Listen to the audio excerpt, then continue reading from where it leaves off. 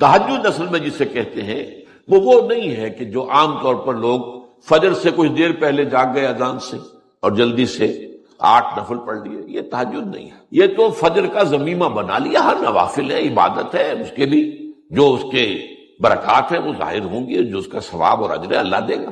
لیکن اصل میں جسے تہجد کہا جاتا ہے وہ رات کو سو کر پھر اٹھنا، نیند کو توڑ کر اور پھر سو جانا اور پھر اٹھنا. فجر جوف کہتے ہیں پیٹ کو کسی شے کے، جوف اللیل، رات کے بطن میں، رات کے درمیان میں، یعنی نصف رات گزر جائے اس وقت سے انسان جو ہے وہ نماز پڑھے اور پھر ثلث رہ جائے تو پھر جاگے، پھر سو جائے اور پھر اس کے بعد اٹھے فجر کے لیے اور سنتیں پڑھے اور آئے مسجد کے اندر. تو یہاں آپ نے فرمایا وَصَلَاةُ الرَّجُلِ فِي جَوْفِ اللَّيْلِ، اور اپنے اس قول کے لیے حضور نے آیتیں تلاوت فرمائی وہی دو آیتیں. یہاں یہ سورہ سجدہ کی آیت نمبر 16 اور 17 ہے. تَتَجَافَىٰ جُنُوبُهُمْ عَنِ الْمَضَاجِعِ، اللہ تعالیٰ اپنے خاص محبوب بندوں کی یہ صفات بیان کر رہا ہے کہ ان کے پہلو اپنے بستروں سے علیحدہ رہتے ہیں، رات کے وقت جاگتے، بستر پر لیٹیں گے تو سو جائیں گے. تَتَجَافَىٰ جُنُوبُهُمْ عَنِ الْمَضَاجِعِ يَدْعُونَ رَبَّهُمْ خَوْفًا وَطَمَعًا، وہ اس وقت اپنے رب کو پکارتے ہیں، دعائیں کرتے ہیں، خوف کے ساتھ بھی، اس کے مواخذے کا خوف، اس کے عذاب کا خوف، اس کے باز پرس کا خوف، اس کی ناراضی کا خوف، جہنم کا خوف، وطمعا، اور طمع کس کی؟ اللہ راضی ہو، اللہ کے اجر و ثواب کی بھی طمع ہو. لیکن سب سے بڑی طمع کیا ہے؟ اللہ مجھ سے راضی ہو. اس لیے سب سے اونچا مقام یہی ہے، رضی اللہ عنہم ورضوا عنہ، اللہ ان سے راضی ہو گیا، ہوا اللہ سے راضی ہو گئے. یہ باہمی رضا ہے، بندہ اپنے رب سے راضی رہے، وہ رہے کہ تسلیم و رضا جو بھی دنیا میں آ رہا ہے اس پر شکوہ، اللہ کا شکوہ زبان پر جو بھی آ رہا ہے یہ میرے رب کی طرف سے، وہ میرا مولا ہے، آقا ہے، دوست ہے، میرا خیر خواہ ہے. اسے معلوم ہے کہ اس شر کے پیچھے کون سا خیر آ رہا ہے، مجھے کیا پتا، مجھے تو شر نظر آ رہا ہے، خیر تو نظر نہیں آ رہا. اس لیے فرمایا گیا کہ ہو سکتا ہے عسیٰ ان تکرہوا شیئا وہو خیر لکم وعسیٰ ان تحبوا شیئا وہو شر لکم واللہ یعلم وانتم لا تعلمون. ہو سکتا ہے تمہیں کوئی چیز بری لگے حالانکہ اسی میں تمہارا خیر ہے، عین ممکن ہے تمہیں کوئی چیز اچھی لگتی ہو حالانکہ اس میں تمہارے لیے شر ہے. اللہ جانتا ہے تم اس کیفیت کے اندر دنیا کی زندگی گزارے، اللہ تعالیٰ آخرت میں اسے راضی کر دے گا، اللہ اس سے راضی ہو جائے. اس قرآن کو اچھی سے اچھی خوشلہانی کے ساتھ پڑھو. من لم یتغن بالقرآن فلیس منا، جو قرآن کو بہتر سے بہتر انداز میں، اچھی سے اچھی آواز میں، خوشلہانی کے ساتھ پڑھنے کی کوشش نہیں کرتا وہ ہم میں سے نہیں ہے. بلکہ ایک مرتبہ حضور رات کے وقت آپ گشت پر تھے اپنے ساتھیوں کے حالات معلوم کرنے کے لیے. حضرت ابو موسیٰ اشعری رضی اللہ تعالیٰ عنہ ایک صحابی ہیں، ان کے گھر کے پاس سے گزر ہوا، وہ رات کو تہجد پڑھ رہے تھے، کھڑے ہوئے کیف کے عالم میں قرآن تلاوت کر رہے ہیں.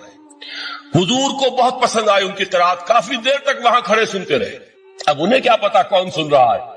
بالکل اسی طرح سمجھ لیجئے ایک بات یاد آئی ہے، حضور فرماتے ہیں کہ جس طرح کان لگا کر اللہ قرآن کو سنتا ہے کسی چیز کو نہیں سنتا. ہمیں نظر نہیں آتا نا، ہمیں معلوم نہیں، ہم قرآن پڑھ رہے ہیں تو سننے والا کون ہے؟ سب سے زیادہ کان لگا کر خود اللہ.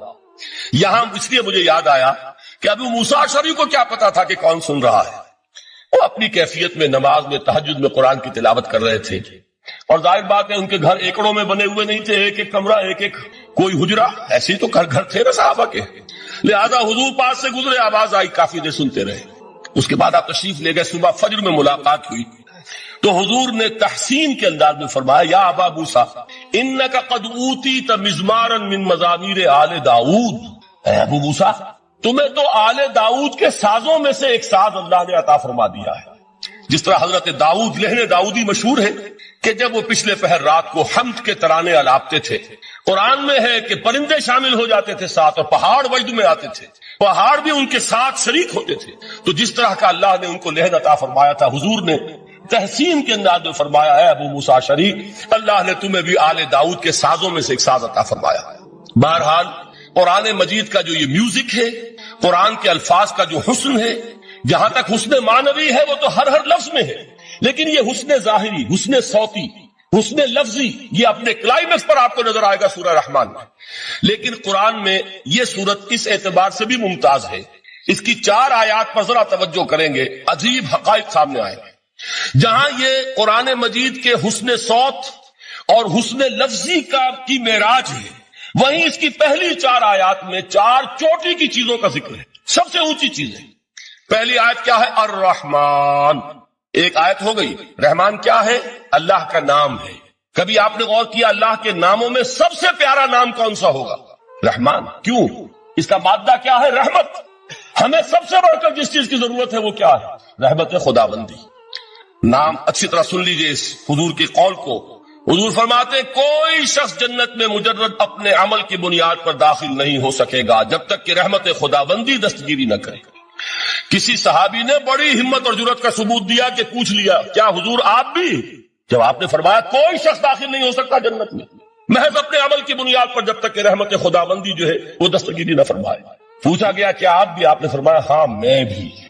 آپ انداز کیجئے کہ اگر محمد الرسول اللہ بھی رحمت خداوندی کے ضرورت مند ہوں تو تاب دیگرا چے رسد ہماری تو سب سے بڑی ضرورت رحمت خداوندی۔ اب یہ رحمت جو ہے قرآن مجید میں اللہ تعالیٰ کی یہ شان دو الفاظ کے ذریعے سے آتی ہے، رحیم اور رحمان، اور کوئی مادہ نہیں ہے جس سے دو نام بنتے ہوں اللہ کا، لیکن یہ مادہ ہے واحد رحمت کا کہ جس سے رحمان بھی ہے رحیم بھی ہے۔ رحیم صفت مشبہ ہے، رحمت دائم ہو جائے گی، مستقل ہوگی تو رحیم کہیں گے، اور رحمان اس میں رحمت کی ہے وہ شان ہے کہ جیسے ٹھاٹھے مارتا ہوا سمندر ہو، ہیجان کی کیفیت، طوفانی کیفیت، رحمت خداوندی کا طوفانی جوش، وہ ہے رحمان۔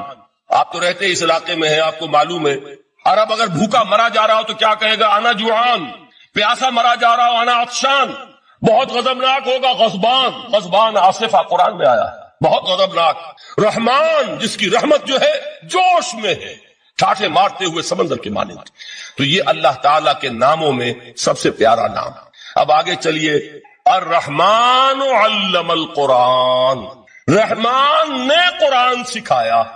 رحمت خداوندی کا سب سے بڑا مظہر، رحمان کی رحمانیت کا سب سے بڑا مظہر قرآن ہے۔ ان میں جو منطقی ربط ہے اس کو سمجھتے جائیے۔ اچھا آپ یہ سوچئے جو علم بھی انسان کو حاصل ہوا وہ کس نے دیا؟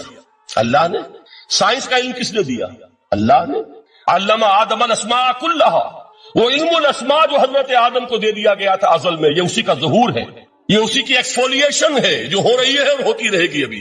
اور دوسرے علم ہے وہ کس نے دی؟ اللہ نے دی۔ لا یحیطون بشیء من علمہ الا بما شاء، مخلوق میں سے کوئی اللہ کے علم میں سے کسی شے کا احاطہ نہیں کر سکتا مگر وہ جتنا اللہ دینا چاہے۔ لیکن یہ کہ تمام علوم میں چوٹی کا علم قرآن، نوٹ کرتے جائیے، چوٹی کی چیزیں جمع کیجیے۔ اللہ کے ناموں میں چوٹی کا نام رحمان، اللہ نے جو کچھ انسان کو سکھایا اس میں چوٹی کا علم قرآن۔ خلق الانسان، انسان کو پیدا فرمایا۔ سوال یہ کہ حیوانات کو کس نے پیدا فرمایا؟ آسمان کس نے پیدا کیے؟ زمین کس نے پیدا کی؟ فرشتے کس نے پیدا کیے؟ کیا مطلب خلق الانسان؟ اس کی تمام مخلوقات میں اس کا کلائمیکس، اس کی تخلیق کی معراج، اس کے تخلیق کا نقطہ عروج انسان ہے۔ یہ ہے کہ جو مسجود ملائک بنا ہے۔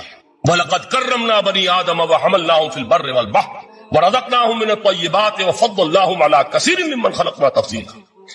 تو تخلیق میں سب سے اونچی تخلیق انسان کی، علموں میں سب سے اونچا علم قرآن کا، اللہ کے ناموں میں سب سے اونچا نام رحمان۔ کہ وہ ذات باری تعالیٰ سے جدا ہے، یہ بھی نہیں کہہ سکتے کہ اس کی ذات کا جزو لا ينفک ہے۔ کچھ اسی طرح کا تعلق ہے قرآن مجید کا ذات باری تعالیٰ کے ساتھ، لیکن یہ مسئلہ قرآن مجید میں خود بیان ہوا، اور سورہ حشر کی آیت میں تو یہ فرمایا گیا، اللہ تعالیٰ نے اپنے اس کلام کی عظمت کو یوں بیان کی، وہ عظمت کما ہیا، جیسے کہ وہ فی الواقع ہے، اور جس کا کہ گویا کہ پورا ادراک ہمارے لیے اپنی بہت سی محدودیتوں کی وجہ سے ممکن نہیں، لیکن ایک تمثیل کے پیرائے میں سمجھایا، لو انزلنا ھذا القرآن علی جبل لرأیتہ خاشعا متصدعا من خشیۃ اللہ وتلک الامثال نضربها للناس لعلهم یتفکرون۔ اگر ہم نے اس قرآن کو کسی پہاڑ پر اتار دیا ہوتا تو تم دیکھتے کہ وہ دب جاتا اور پھٹ جاتا اللہ کے خوف سے۔ اور یہ مثالیں ہیں جو ہم لوگوں کے لیے بیان کرتے ہیں تاکہ وہ غور کریں، تدبر کریں، سمجھیں۔ ما لا یدرک کلہ لا یترک کلہ، اگرچہ بتمام و کمال عظمت قرآن کا فہم ان کے لیے ممکن نہیں ہے، لیکن کسی درجے میں تو کچھ انعکاس اس کا ہو جائے، کچھ اندازہ ہو جائے، انسان اپنی ذہنی سطح کے اعتبار سے اس کی مناسبت سے کسی درجے میں عظمت قرآن کا اندازہ کر لے تو اللہ تعالیٰ کے ان الفاظ کو سامنے رکھے کہ لو انزلنا هذا القرآن على جبل لرأيته خاشعا متصدعا من خشیۃ اللہ۔ اب اس آیت کو سمجھنے کے لیے سورہ اعراف کی آیت نمبر 143 کو سمجھنا ہوگا، اسی اصول کے تحت کہ القرآن یفسر بعضہ بعضا، قرآن کا ایک حصہ دوسرے حصے کی تشریح کرتا ہے۔ وہاں یہ واقعہ بیان ہوا ہے کہ حضرت موسیٰ علیہ السلام کو جب اللہ تعالیٰ نے کوہ طور پر طلب فرمایا 30 راتوں کے لیے، جس میں بعد میں 10 کا اضافہ کر کے وہ ایک 40 رات کا ایک کورس بنا، دن رات، اس موقع پر جو مخاطبہ الہی، مکالمہ الہی سے مشرف ہوئے حضرت موسیٰ علیہ السلام، تو ان کی آتش شوق بھڑک گئی اور انہوں نے بڑی جرت کر کے یہ درخواست کر دی، رب ارنی انظر الیک، پروردگار مجھے اپنا دیدار بھی عطا کر، مجھے موقع عنایت فرما، میں تجھے دیکھ سکوں۔ یہ ان کی وہ آتش شوق کا مسئلہ، لیکن جواب کیا ملا؟ لن ترانی، تو مجھے ہرگز نہیں دیکھ سکتے، ولیکن انظر الی الجبل فإن استقر مکانہ فسوف ترانی۔ لیکن ظاہر بات ہے کہ حضرت موسیٰ علیہ السلام کو بات سمجھانے کے لیے کچھ مشاہدہ بھی کرانا تھا۔ فرمایا تم مجھے نہیں دیکھ سکتے، البتہ اس سامنے کے پہاڑ پر نگاہ جماؤ، ہم اس پر اپنی ایک تجلی ڈالیں گے۔ یہ اگلی الفاظ کے اندر وضاحت ہے، میں یہاں پہلے سے بیان کر رہا ہوں سمجھانے کے لیے۔ اگر وہ پہاڑ ہماری اس تجلی کو، تجلی کسے کہتے ہیں؟ جلا، روشنی، تو اللہ تعالیٰ کی طرف سے کوئی خاص اس کے نور کا جب پرتو ہوتا ہے کسی شے پر تو وہ اس کی تجلی ہے۔ ہم اپنی ایک تجلی اس پہاڑ پر ڈالیں گے، اگر وہ اس کو جھیل جائے، اپنی جگہ کھڑا رہ جائے، تو تم سمجھنا کہ شاید تم بھی ہمیں دیکھ سکتے۔ فلما تجلی ربہ للجبل، اب یہاں وہ لفظ آ گیا، جب اللہ نے تجلی اپنی پہاڑ پر ڈالی، جعلہ دکا وخر موسیٰ صاعقا، وہ پہاڑ ریزہ ریزہ ہو اور حضرت موسیٰ بے ہوش ہو کر گر۔ اب یہ بے ہوش ہو کر گر جانا، جبکہ وہ تجلی براہ راست بھی نہیں ہے، بالواسطہ ہے۔ مشاہدہ جو کر رہے حضرت موسیٰ وہ بالواسطہ ہے، تجلی پہاڑ پر، لیکن یہ کہ اس کا بھی بالواسطہ اس کا جو ہوا ہے، اس کی جو تاثیر ہوئی حضرت موسیٰ علیہ السلام پر کہ وہ اس کی تاب نہ لا سکے اور بے ہوش ہو۔